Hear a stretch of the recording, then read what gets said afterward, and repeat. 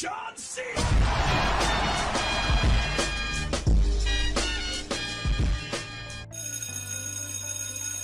Bom, pessoal, é o seguinte, na aula passada eu estava falando sobre o catodo e o anodo, mas tem algumas coisas mais interessantes ainda, além daquelas que eu havia comentado, que eu tenho que comentar com vocês para você ter um conhecimento um pouco mais técnico, um pouco mais aprofundado sobre o catodo e o anodo. Mas hoje também eu vou falar sobre o sistema emissor de raio-x. Eu continuo falando ali da carcaça, da ampola de raio-x, dos tipos de filamento que tem e do material.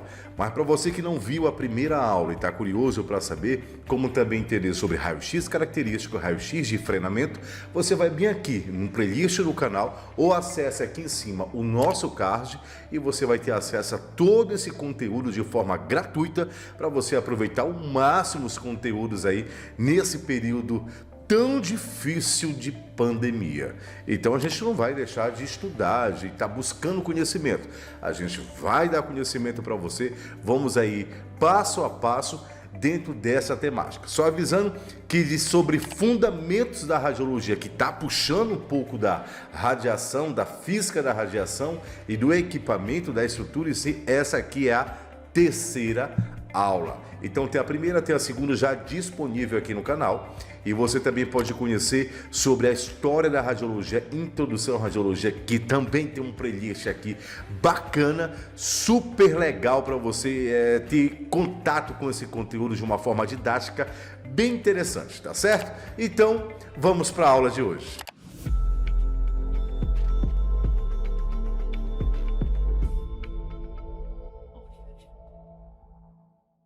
A gente tem então dois tipos de filamento, o foco grosso e o foco fino. Quando que é utilizado isso? O foco grosso, imagine que você vai fazer um estudo radiográfico da estrutura de um corpo que precisa de mais raio-x. Uma estrutura muito mais densa que precisa então de uma maior quantidade de produção de raio-x.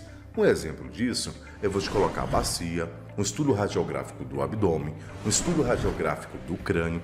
São estruturas que precisam de uma quantidade de radiação muito mais elevada que um estudo radiográfico, então, da mão e do punho.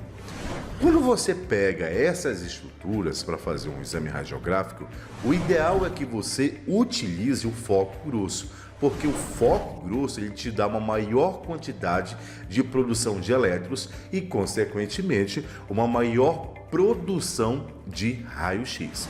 Necessário, então, para poder atravessar esse corpo e sensibilizar a placa ou filme radiográfico que está ali em contato direto com a mesa, na gaveta estativa ou no book vertical, né? Ou também chamado de técnica livre, quando você coloca a área que vai ser radiografada em cima diretamente do chassi ou do cassete, né?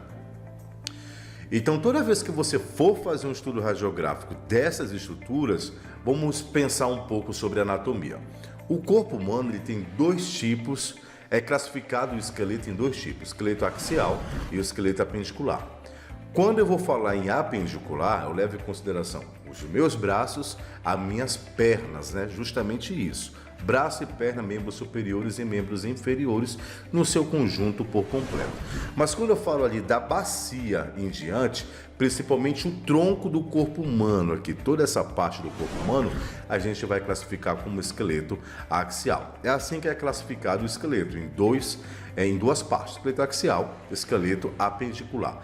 Normalmente, você vai utilizar o foco grosso para o estudo do esqueleto axial e o foco fino para o estudo do esqueleto apendicular. Dessa forma fica muito mais tranquila para você falar assim, professor, qual é então a parte que eu vou estudar, foco grosso e foco fino? Olha, imagina uma situação hipotética desse jeito aqui, olha que absurdo. Você está em sua casa e de repente você tem a necessidade de trocar a lâmpada ali do seu banheiro. Deu um problema, ela queimou e você vai fazer essa troca ali para não ficar escuro, né? Aquela lâmpada que você coloca lá atrás na sua área de serviço, ou no terreno grande, ou para ficar iluminando ali a frente da sua casa à noite, para provocar um pouco mais de luminosidade, um pouco mais de segurança. Aquela lâmpada ali tem uma intensidade muito maior. Você não vai pegar uma lâmpada daquele, um refletor daquele e colocar dentro do banheiro porque não tem necessidade. Apesar de ter a sua iluminação eficiente, né? Vai clarear tudo, até mais do que devia. Mas você não faz isso, ou faz? Eu duvido. Então, quando você vai nas lojas especializadas para adquirir uma lâmpada dessa, você vai comprar uma lâmpada que ela seja de baixa potência para colocar ali no seu banheiro. Por quê? Porque não existe a necessidade, você não vai gastar mais energia para fazer iluminar uma área que não precisa de tanto. Nesses casos, você vai utilizar o quê? A lâmpada de menor intensidade. Eu quero que tu pense dessa forma quando for pensar em fazer uma radiografia do corpo. Existem estruturas do corpo que não necessitam de muita radiação. Como assim de muita radiação? Por exemplo, a mão. Na mão, você observa que a estrutura é muito fina, né? Não precisa de uma quantidade de radiação muito elevada. Logo, não precisa de, fosse a lâmpada do banheiro, um refletor para iluminar. Então, para cá, não precisa do foco grosso. Então, observa a estrutura do braço, ele não vai precisar do foco grosso, e sim do foco fino. Mais detalhe, toda vez que você utilizar o foco fino, você vai ter uma qualidade da imagem muito melhor. A imagem será mais nítida, muito melhor a imagem quando você utiliza o foco fino. Quando você utiliza o foco grosso, você terá uma perca na qualidade da imagem, mas é aceitável, porque não tem como condições de você clarear assim, um ambiente por completo com uma lâmpada pequena, né? Uma lâmpada do banheiro, colocar na frente da sua casa para fazer a fachada toda ficar iluminada. Então não tem condições, você vai precisar realmente de uma lâmpada maior, não é assim? Então alguma estrutura do teu corpo, principalmente do esqueleto axial, ele vai precisar de você de uma quantidade de radiação muito mais elevada, e essa quantidade vai ser liberada através do foco grosso. Como que funciona isso? Na mesa de comando vai ter lá um botãozinho que vai ficar foco fino e foco grosso. Quando você apertar o botão, ele automaticamente muda para o outro filamento. Ele é bem simples, não é um bicho de 7 cabeças, é uma coisa bem tranquila para você entender o que é foco fino e o que é foco grosso. O importante agora é você entender qual é o momento que você vai utilizar o foco fino e o foco grosso. Foco grosso, esqueleto axial. Foco fino, esqueleto apendicular. Matou a charada? Tá tranquilo? Bora para o próximo passo? Então vamos lá. Existem alguns problemas que podem ocorrer com anodo. Um desses problemas é chamado de anodo esburacado. Ou seja, a área de impacto dos elétrons, ele vai receber tanto impacto e tanto elétrons que ele vai acabar fazendo buraco. E esse buraco aí vai provocar uma perca considerável do rendimento da produção de raio-x. Esse é o primeiro problema que pode acontecer com o anodo. O segundo problema que eu posso estar citando para você é a fusão do anodo. A fusão do anodo ocorre quando o raio-x, a produção de raio-x é feito com o anodo parado.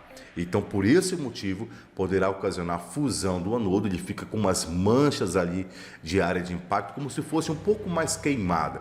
E isso também vai produzir uma perca de qualidade considerável. O problema não acaba por aí não. Vou te dar mais um exemplo do que pode acontecer. Na produção de raio-x, pode deixar que o anodo ele fique rachado. Nossa, cara, você conseguir fazer isso é um prejuízo muito grande, porque com o anodo rachado vai ter que fazer substituição. E fazer manutenção de uma ampola de raio-x não é barato, de forma alguma. Como que isso pode acontecer? Pode acontecer da seguinte forma. O anodo esburacado ele é ocasionado quando você vai fazer um exame radiográfico utilizando o raio-x e está com muito tempo sem ser utilizado. Então o anodo ali está muito frio. Então você coloca uma carga muito elevada ali no foco grosso, coloca uma carga muito elevada e faz o disparo do raio-x.